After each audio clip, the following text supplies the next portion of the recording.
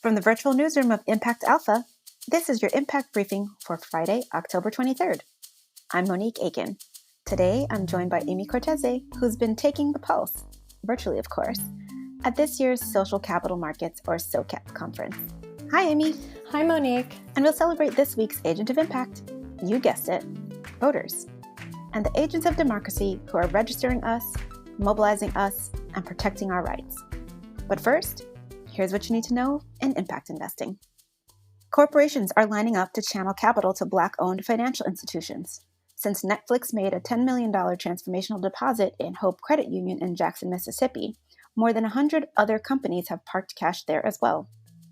That represents $25 million that Hope can lend to small businesses across the South. The next step? Equity investments in Black-owned financial institutions. Read Hope's Bill Bynum's guest post on Impact Alpha. High-tech greenhouses represent food security and opportunities for institutional investors. COVID is accelerating the shift to controlled environment agriculture. Food infrastructure investing is increasingly institutional ready, Equilibrium Capital's Dave Chen says on our Institutional Shift podcast. So we can tune the environment to the specific plant and to the specific time of year and to the outside climate and how we want to create our own unique climate inside. So it is absolutely controlled environment agriculture at a very significant scale. The European Union raised 17 billion euros in social bonds. Europe's 750 billion euro COVID recovery and jobs plans center on green and social initiatives, making the EU the new center of green and social bonds. Electric vehicle makers are on a fundraising tear. The latest is bus maker Proterra, which raised $200 million from investors including Soros Fund Management and Generation Investment. Policymakers are seeking to accelerate the shift to electrical transport. California will require all cars and trucks sold in the state to be zero emission by 2035. And early-stage impact funds are growing up. Chicago-based Impact Engine is stepping up to the growth stage with a $31 million fund to back impact private equity fund managers and expand growth capital for mission-driven businesses.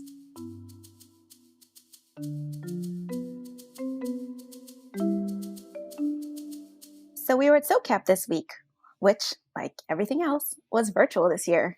Yeah, I missed not going to San Francisco this year. Me too. There were so many sessions, but Monique, I think your session with Fran Siegel and Kathy Clark about the state of impact investing really set the tone in many ways. As Fran said, with everything that's happened this year, from the COVID pandemic and the uneven recovery to the racial justice uprising sparked by the killing of George Floyd and so much else, market sizing and growth rates just felt so inadequate. But I really liked your framing, right? Because at the same time, that turmoil really presents an opportunity to rethink and reimagine some things. True. And this year, with the U.S. presidential election less than 2 weeks away, policy has also taken on a more important role than ever in impact investing. Here's Fran Siegel. And we need to do better at serving as advocates in policy conversations. The organization, the field has almost had a kind of under-recognition of the importance of public policy and the role that public policy plays in allowing impact capital to flow. There have been, again, this predisposition toward, the government should step aside and that we know how to solve these issues. But what we've seen time and time again is that impact investors, to do our work effectively, we need an enabling public policy environment. And Monique, you also had some thoughts on specific policies that should be addressed. Yep. For one, qualified immunity. There's actually a new campaign afoot right now to dismantle qualified immunity and the associated police brutality that it enables, which, as we all know, disproportionately affects Black and Brown people. This campaign is being led by Ben & Jerry and Virgin Unite in partnership with PolicyLink CEO Dr. Michael McAfee. They're building a coalition of community activists and business leaders to hold Congress' feet to the fire on this particular issue. What a great effort. And amid all of this, COVID continues to be a challenge that, communities around the world are struggling with.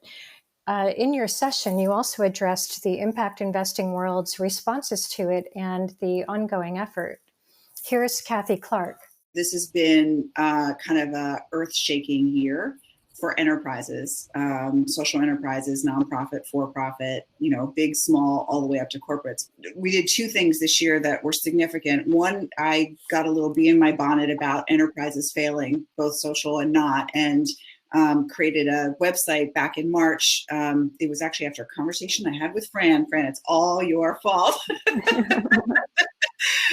And we created a website called covidcap.com, which was just basically trying to put the information that SOCAP and Next Billion and GuideStar and many others, or Candid, were all putting together, but putting it into a searchable database. And we ended up amassing over several months over $1 trillion of resources for entrepreneurs around the world. And we had about 40,000 of them visit our site and use it to find capital, which is amazing. There were tough questions asked in many sessions this time around. Jed Emerson also had a moment of reflection where he asked, are we moving forward or back? And how relevant are our efforts in this time of turmoil? Is it time for a reset, or a rejection of a reset, or doubling down for impact? Those are some hefty questions there. I also thought Darren Walker had some very insightful questions about leadership. We have a crisis of leadership and, quite frankly, a lack of moral leadership. I don't mean moralizing leaders. I mean leaders who are principled, who are consistent in their leadership, who operate on a principles basis, and who continue to inspire us and lift us up to make us better. And I think we do not have those kinds of leaders, as many of them as we need. So at the end of my session, State of the Field, Fran asked Kathy and I to share our outlooks on likely trends or themes we might see over the next year and what's needed from the impact investing community to ensure durable change. How do we do in our responses, Amy? You did very well, Monique. There was a lot of talk about accountability, came up a number of times, holding people's feet to the fire and turning all these pledges on climate change and diversity, equity, and inclusion that we've been hearing, turning them into action. Also, there was a call, I believe, by you to be bolder and to get beyond incrementalism. One thing that I really loved was you ended with a very beautiful and powerful quote from a book you're reading, I believe called Emergent Strategy. Yeah, Emergent Strategy by Adrienne Marie Brown. In it, she writes, "We are living in the ancestral imagination of others."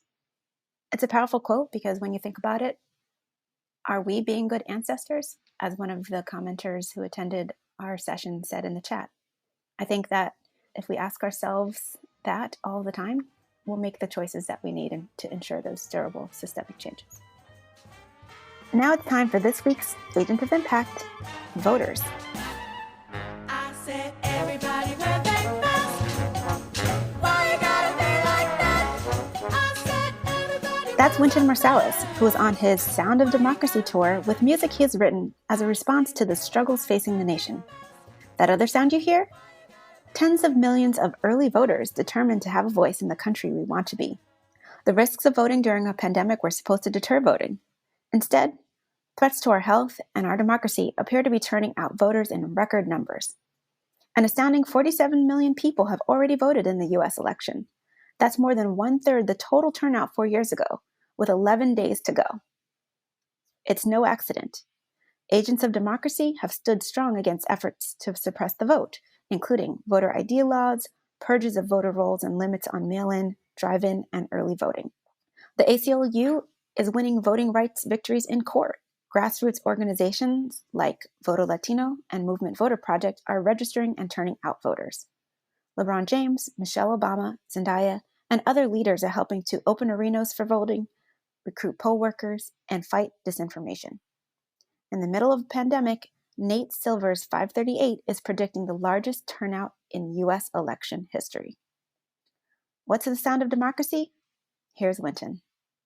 Jazz music is the perfect metaphor for democracy. We improvise, which is our individual rights and freedoms. We swing, which means we're responsible to nurture the common good of everyone and find balance. And we play the blues, which means no matter how bad things get, we remain optimistic while still mindful of problems. See all of our Agents of Impact on Instagram at Impact Alpha. That's going to do it for your Impact Briefing this week. You can read all of these stories at impactalpha.com. Subscribers receive the brief and full access to Impact Alpha, including subscriber-only Agent of Impact calls. Go to impactalpha/subscribe and use the code BRIEFING100 for $100 off. Thank you for listening, and thanks to Amy Cortese and our producer, Isaac Silk. I'm Monique Aiken, VP of Programs at Mission Investors Exchange. If you're listening on Apple Podcasts, please take a second to rate and review the show right now. It really helps us reach more listeners. And make sure you check back for next week's Impact Briefing. Till then, take good care.